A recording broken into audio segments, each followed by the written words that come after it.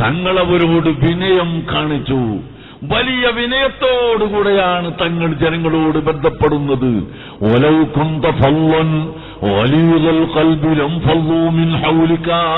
അഥവാ തങ്ങളെങ്ങാനും ഭീകരനോ പരുത്ത സ്വഭാവമുള്ള ആളോ കടുത്ത സ്വഭാവമുള്ള ആളോ ജനങ്ങളോട് സ്നേഹം കാണിക്കാത്തവരോ ആയിരുന്നുവെങ്കിൽ ലംഫളൂ മിൻ ഹൗലിക, അവരതാ തങ്ങളെ ചുറ്റുഭാഗത്തു നിന്ന് മാറിപ്പോകുമായിരുന്നു. അഥവാ തങ്ങൾക്കൊറ്റക്കുട്ടിയും കിട്ടുമായിരുന്നില്ല എന്ന്.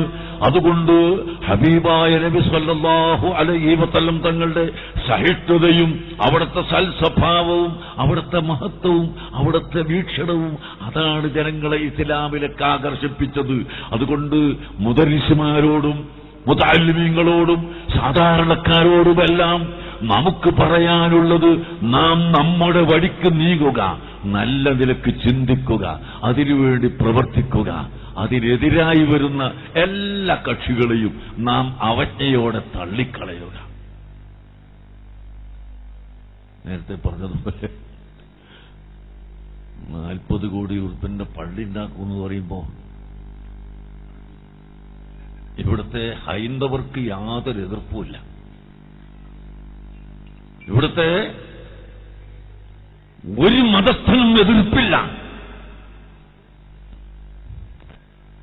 പിന്നെ ആർക്കാണ് എതിർപ്പ്? ഏതായാലും ചെറിയ ചെറിയ കുറച്ച് കുട്ടികൾക്ക്. അവരോട് പറയാനുള്ളത്, നിങ്ങൾ നിങ്ങളെ വഴിക്ക് പോകോ, നിങ്ങൾ നിങ്ങളെ വഴിക്ക് നടക്കുക, ഞങ്ങൾ ഞങ്ങളെ വഴിക്കും നടക്കും, അത്രേ പറയാനുള്ളൂ. എത്ര കാലമായി, എത്ര കൊല്ലമായി നിങ്ങളിവിടെ സുന്നത്തമായിട്ട് അടിച്ചമർത്താൻ നോക്കുന്നു? ഇതുവരെ നടന്നോ? ഖിയാമത്ത് നാൾ വരെ നടക്കൂല, അതൊരു സംശയം വേണ്ട. വളരെ വ്യക്തമാണ്. അല്ലാഹുവിന്റെ ദീൻ ലാ തസാലു ത്വായിഫത്തും മിൻ ഉമ്മത്തി ളാഹിരീന അലൽ ഹഖ് ലാ യദുർറുഹും മൻ ഖാലഫഹും. ഹഖ് മുറുകെ പിടിച്ചു നിൽക്കുന്ന വിഭാഗം ഇവിടെ ഖിയാമത്ത് നാൾ വരെ നിലനിൽക്കും. അതിനെ എതിർക്കാനും അതിനെ തോൽപ്പിക്കാനും അതിനെ തകിടം മറിക്കാനും ഈ ലോകത്തൊരു ശക്തിക്കും സാധ്യമല്ല. എത്ര കാലമായി നടക്കുന്നു? നടന്നിട്ട് വല്ല പ്രയോജനവും ഉണ്ടോ?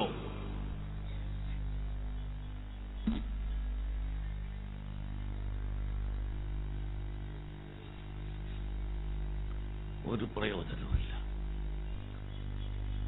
നമ്മൾ 40 കോടി പള്ളി ഉണ്ടാക്കുന്നത്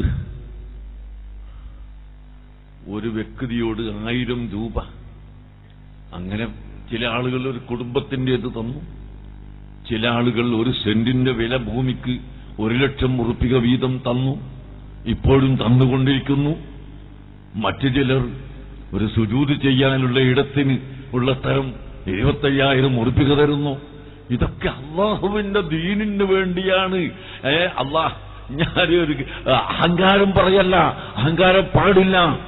2000-ത്തിലധികം പള്ളി മർക്കസ് സഖാഫത്തി സുന്നിയ ഇന്ത്യ രാജ്യത്ത് നിർമ്മിച്ചിട്ടുണ്ട് കേട്ടോ.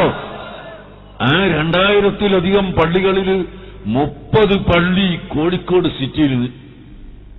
പഴയ കാലത്ത്, ഞാൻ പഠിക്കുന്ന കാലത്ത്, ഒരൊറ്റ പള്ളി കോഴിക്കോട് സിറ്റിയിൽ ജനങ്ങൾ യാത്ര ചെയ്യുന്ന ഏരിയയിൽ നമുക്കുണ്ടായിരുന്നില്ല. കാര്യം നിസ്കരിക്കാൻ കഴിയില്ല. ഇന്ന് 30 പള്ളി നിർമ്മിച്ചു. ആ 30 പള്ളിയിലും ഇന്ന് ജുമാക്ക് ആളുകൾ നിറഞ്ഞ് കവിഞ്ഞ് ഒഴുകിയിട്ട് റോട്ടിൽ നിസ്കരിക്കുകയാണ്.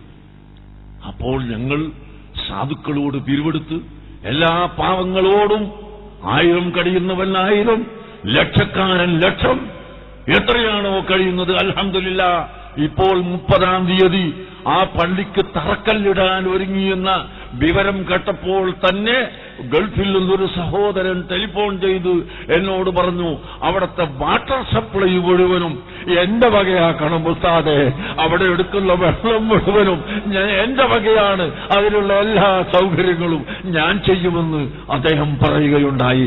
അതുപോലെ വാതിൽക്കട്ടിൽ തരുന്നവര്, ചുമര് തരുന്നവര്, കല്ല് തരുന്നവര്, ഇതെല്ലാം ഉണ്ട്. അതുകൊണ്ട് മതിയായിപ്പോയി എന്നല്ല ഞാൻ പറയുന്നത്, ഇനിയും വേണം ഒരു വലിയ പള്ളി ഉണ്ടാക്കുന്നതിന്.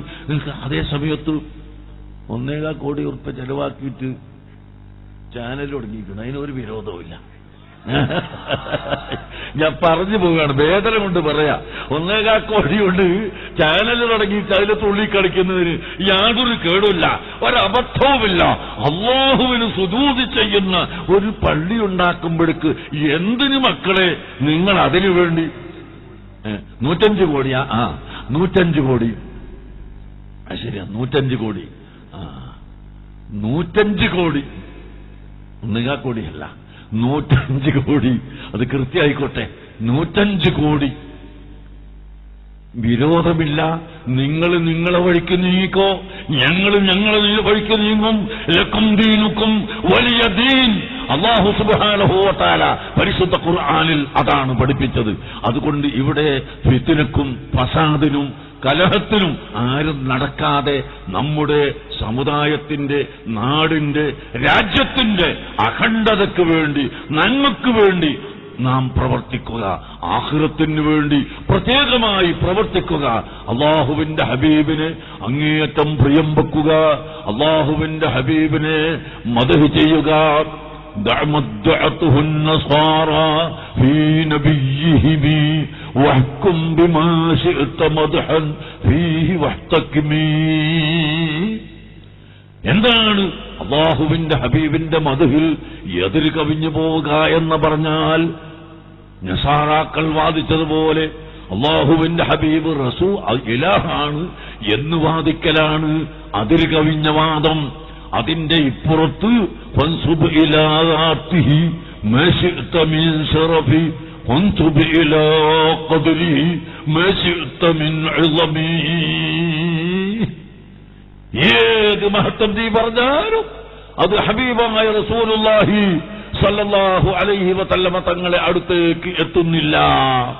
വഫീനാ റസൂലുള്ളാഹി യത്ലൂ കിതാബഹു إذا انشق معروف من الفجر سطع ران الهدى بعد العمى فقلوبنا به موقنات أن ما قال وقع يبيت يجافي جنبه عن فراشه إذا استثقلت بالمشركين المضاجع.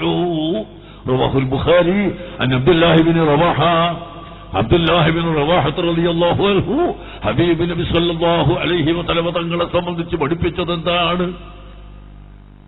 തഹജ്ജുദ് നിസ്കരിക്കുന്ന ആൾ, പരിശുദ്ധ ഖുർആൻ ഓതുന്നവർ, തഹജ്ജുദ് നിസ്കരിക്കുന്നവർ, തതജാഫാ ജുനൂബുഹും അലൽ മലാജിഇ യദ്ഊന റബ്ബഹും ഖൗഫൻ വതമആ.